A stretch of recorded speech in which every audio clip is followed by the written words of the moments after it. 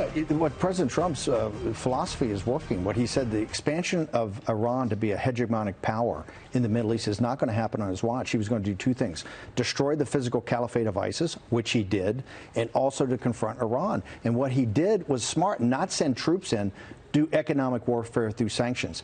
The reason you saw these riots in the street and they killed 1,500 rioters is because President Trump has locked down on the Iranian economy. And also in Beirut, there's no money, there's no liquidity in the whole Iranian system. That's why Soleimani was flying from Beirut to Baghdad to Tehran.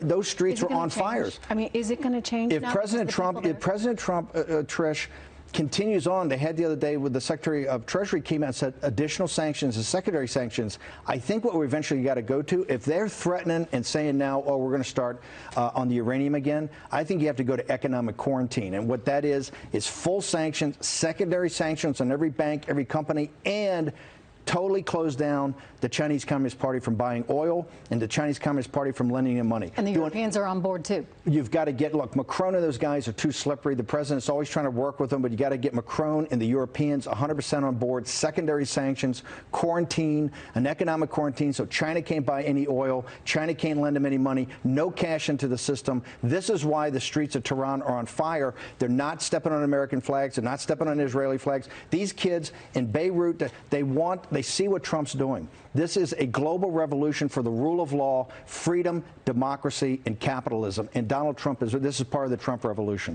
More with Steve Bannon coming up.